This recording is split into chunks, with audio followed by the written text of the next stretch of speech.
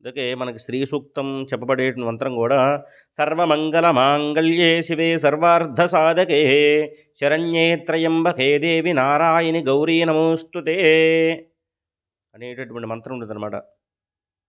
సర్వమంగళ మాంగళ్యే శివే సర్వార్థ సాధకే శరణ్యే త్రయంబకే దేవి నారాయణి గౌరీ నమోస్తుతే. అందులో సర్వమంగళములని కూడా నీకు అనుగ్రహించేటటువంటి తల్లి శివే సర్వార్థ సాధకే. శివ అనగా సర్వమంగళములే, సర్వార్థ సాధకే. శరణ్యే త్రయంబకే దేవి, మూడు స్వరూపాలలో కొలువుదీరి ఉన్నటువంటి మాత అన్నమాట. లక్ష్మిగాను, సరస్వతిగాను, దుర్గగాను నీకు అనుగ్రహాన్ని ప్రసాదించేటటువంటి జగన్మాత శివే శరణ్యే త్రయంబకే దేవి నారాయణి, మహాలక్ష్మి స్వరూపమా, నారాయణ యొక్క ఇల్లాల, నారాయణి గౌరీ నమోస్తుతే, గౌరీదేవిగా కొలువు ఉన్నటువంటిది కూడా నువ్వే అన్నమాట. మరి గౌరీ అంటే పరమేశ్వరుని యొక్క భార్య కదంది అనుకోవచ్చు. ఇక్కడ చెప్పినటువంటి సర్వశక్తి స్వరూపిణి అన్నమాట ఆవిడే. అందుకే మనకి లలితా సహస్రనామంలో శారదారాధ్య చూడండి, మొట్టమొదటే సరస్వతి అమ్మవారితో ప్రారంభించారు. తర్వాత దుర్లభ దుర్గమా దుర్గా, తర్వాత దుర్గతో మనకి మధ్య భాగానికి వచ్చారనమాట. తర్వాత లక్ష్మి సర్వమంగళ మాంగళ్యే శివే సర్వార్థ సాధకే సర్వజ్ఞ సర్వమంగళ్యే నమో నమః మహాలక్ష్మి మృడప్రియాయ నమో నమః. ఈ నామాలన్నీ కూడా మహాలక్ష్మీదేవికి సంబంధించినటువంటివి. మహాలక్ష్మి స్వరూపంగా ఇవాళ రోజున ఆవిడ కొలుచుకుంటున్నాం అనమాట. అందుకే సర్వజ్ఞ సాంద్ర కరుణ సమానాధిక వర్జిత సర్వశక్తిమయి సర్వమంత్రాత్మిక సర్వయంత్రస్వరూపిణి. ఒక యంత్రాన్ని మనం గనక నమ్ముకుంటే ఆ యంత్రం ద్వారా ధనాన్ని సంపాదించట్లేదండి. కాబట్టి ఆ స్వరూపం లక్ష్మీదేవి స్వరూపమే. సర్వయంత్రాత్మిక సర్వమంత్రస్వరూపిణి. కోటి విద్యలు అన్నీ కూడా కూటి కొరకే అన్నట్టు మనం ఏ పని చేసినా కూడా, ఏ ఒక్క చిన్న కార్యక్రమం చేసినా కూడా ధనం గురించే. ధనమూలమిదం జగత్. ధనం గనక లేకపోతే నీకు వచ్చేటటువంటి విలువ సామాన్యంగా ఉండదన్నమాట.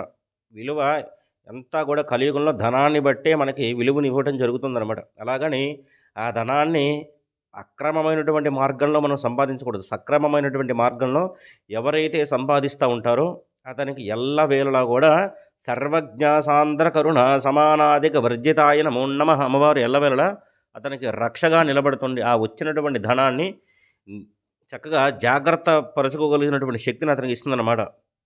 మహేశ్వరి మహాకాళి మహావీర్య మహాబలాన్ని మహాబుద్ధిని మహాసిద్ధిని ఆవిడ అనుగ్రహిస్తుందన్నమాట.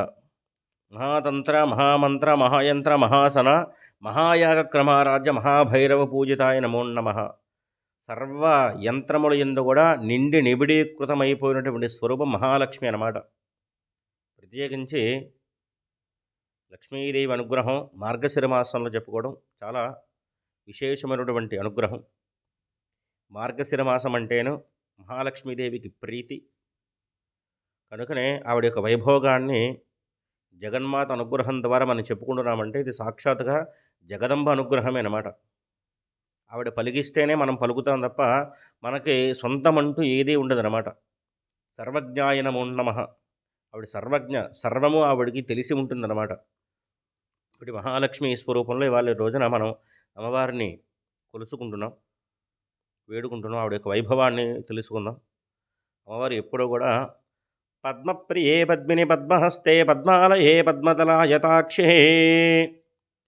అమ్మవారికి ఎప్పుడు అర్చన చేసినా కూడా ఈ పద్మాలతో అర్చన చేయటం, అమ్మవారిని పద్మములో కొలువుదీరి ఉన్నట్టుగా మనం అర్చన చేయటం, అమ్మవారికి పద్మాలతో విశేషంగా అమ్మవారు ఉండేటటువంటి స్వరూపమే పద్మ ఆలయం అన్నమాట. పద్మాలయంలో ఆవిడ కొలువుదీరి ఉంటుంది. పద్మప్రియే, చక్కగా పద్మములంటే ఆవిడకి చాలా ప్రీతి. పద్మిని, చక్కగా అలవిరిసినటువంటి కలువరలాగా ఉండేటువంటి ఆవిడ కళ్ళు అనమాట, నేత్రములు పద్మిని. పద్మహస్తే, ఆవిడ చేతిలో ఒక పద్మాన్ని ధరించి ఉండేది అనమాట. పద్మప్రియే పద్మిని పద్మహస్తే పద్మాలయే పద్మదలాయతాక్షే. ఈ తామర పూలు యొక్క రేకు భాగాలు ఎలా ఉంటాయో అటువంటి నేత్రములు కలిగినటువంటి తల్లి అనమాట. పద్మాలయే పద్మదలాయతాక్షే. విశ్వప్రియే, ఆవిడ సమస్తమైనటువంటి విశ్వాన్ని కూడా ఆవిడ ప్రీతురాలు అనమాట. ప్రీతి అంటే ఇష్టము కలిగినటువంటి స్వరూపం అనమాట.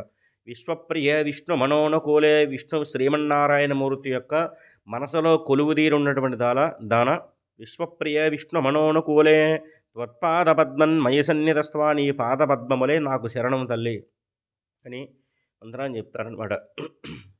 అందుకే మీరు లక్ష్మీదేవికి ఎన్నో రకాల అవతార విశేషాలు ఉంటాయి. ఆవిడ కూడా ఎన్నోసార్లు ఎన్ని అవతారాలు స్వీకరించినప్పటికీ కూడా ఆవిడ పరమార్థం ఏమిటయ్యా అంటే శ్రీమన్నారాయణమూర్తిని చేరుకోవడమే ఆవిడ యొక్క పరమా కర్తవ్యం. ఆయనని వదిలిపెట్టి విడిచిపెట్టి ఒక్క క్షణము కూడా ఉండనే ఉండదన్నమాట ఆవిడ. ఏ అవతారం స్వీకరించినప్పటికీ కూడా భర్త పక్కన లేకుండా, శ్రీమన్నారాయణమూర్తి పక్కన లేకుండా ఆవిడ ఒక్క క్షణం కూడా ఉండదన్నమాట. నరసింహస్వామిగా ఉన్నప్పుడు కూడా ఆవిడ పక్కనే ఉంటుందన్నమాట. ఆఖరికి నాకు వివాహం కాలేదయ్యా, వివాహం కాకపోయినా బ్రహ్మచారిగా ఉన్నప్పటికీ ఆయన వామన అవతారం ధరించినప్పటికీ కూడా వామనమూర్తిగా కూడా ఆయన పాదపద్మాలు పట్టి నమస్కరించుకుందనమాట. ఆయన బ్రహ్మచారిగా ఉన్నారు కదండి, మరి బ్రహ్మచారిగా ఉన్నప్పుడు వివాహం జరగలేదు కదా, మరి ఆయనలో వామనమూర్తి అవతారంలో లక్ష్మీదేవిని చూడటం ఎలాగా అన్నప్పుడు పోతన గారు గొప్ప పద్యం రచిస్తారనమాట. వామనమూర్తికి పాదపద్మాలకి చక్కగా చక్కగా గంధం రాసి కుంకుమ అలంకరించారనమాట. కుంకుమ అలంకరించినప్పుడు ఆ కుంకుమలో ప్రవేశించిందనమాట లక్ష్మీదేవి. ఆ వామనమూర్తికి పాదపద్మాలకి పట్టుకున్నటువంటి కుంకుమే లక్ష్మీ స్వరూపమయ్యా. కాబట్టి ఆయన పాదపద్మాలు బట్టి నమస్కరిస్తారో వారికి లక్ష్మీ అనుగ్రహం కూడా కలిగి తీరుతుంది. భర్త అంటే ఆవిడ మహాదైవం. అందుకే లక్ష్మీం క్షీరసముద్ర రాజతనయాం అన్నప్పుడు ఆవిడ యొక్క పుట్టింటితో సంబంధం చెప్పారు ఇక్కడ. నువ్వు క్షీరసాగరానికి పుత్రిక అని అన్వయం చేసినప్పుడు ఆవిడ ఎందుకు కొంచెం అనుమానంగా ముఖం పెట్టిందనమాట. అప్పుడు వెంటనే శ్రీరంగదామేశ్వరీం అని చెప్పారన్నమాట. శ్రీరంగనాయకుని యొక్క ఇల్లాలా అని చెప్పేసరికి ఆవిడ ముఖం అలవిరిసిన పద్మలాగా ఇంత అవుతుందనమాట. అబ్బా, మా వారితో సంబంధం చెప్పారు నాకు అని ఇంత ముఖం అలవిరిసినటువంటి పద్మంలాగా ఆవిడ ముఖం చేర్చుకుందనమాట. కాబట్టి లక్ష్మీదేవి అంటేనే పద్మప్రియం అన్నమాట. క్షీరసముద్రరాజతనయ, ఆవిడ ఎప్పుడు కూడా పాల సముద్రంలో కొలువుదీరి ఉంటుంది. లక్ష్మీదేవి ఉద్భవించినటువంటి స్థలం ఏదయ్యా అంటే పాల సముద్రంలో పుట్టిందంటారు. ఆ పాల సముద్రంలో పుట్టింది అంటానికి కారణం ఏమిటయ్యా అంటే ఆవిడ ఒకనొక సందర్భంలో ఇంద్రుడి యొక్క శాపకారణం చేత అక్కడి నుంచి పాల సముద్రం ఉద్భవించినటువంటి వృత్తాంతం మనం తెలుసుకున్నాం. అదే క్షీరసాగర మదనం ఆ సందర్భంలో ఉద్భవించింది. కానీ లక్ష్మీదేవి పాల సముద్రంలో పుట్టింది అయ్యా అనడానికి అర్థం ఏమిటయ్యా అంటే మనం సంపాదించే ప్రతి ఒక్క రూపాయి కూడా పాల సముద్రంలోంచే పుట్టాలి. అది పాలంత స్వచ్ఛంగా ఉండాలి.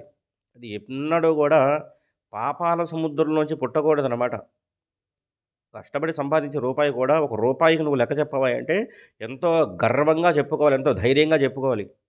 ఇంత భవంతి కట్టావు కదయ్యా నువ్వు, ఈ ధనమంతా ఎక్కడదయ్యా అంటే పక్కవాడికి కూడా చెప్పకుండా నువ్వు నీళ్లు మింగుతా ఎక్కడి నుంచి సంపాదించానో స్వామి ధనం అని చెప్పి ఎవ్వరికి చెప్పుకోకుండా ఉన్నావు అనుకోండి, అది కొంతకాలానికి నీ పతన హేతు అయిపోతుంది తప్ప అది వృద్ధి కారకం ఎప్పుడూ కానే కాదనమాట. అయితే సంపాదించే ప్రతి ఒక్క రూపాయి కూడా స్వచ్ఛతని కోరుకుంటుంది. అనగా కష్టపడి సంపాదించినటువంటి రూపాయి మాత్రమే నీకు మీ శ్రేయో మార్గాన్ని చూపిస్తుంది.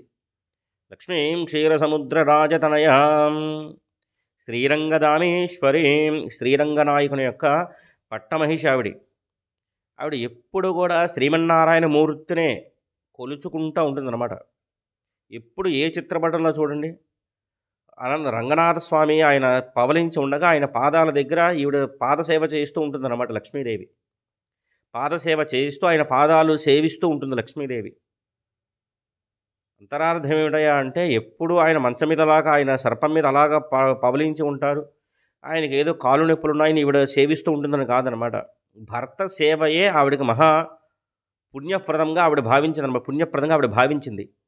భర్తని అనుసరించడము, భర్త చెప్పినటువంటి మార్గంలో నడవటము, భర్త సేవయే మహద్భాగ్యంగా ఆవిడ నిర్ణయించుకున్నారన్నమాట.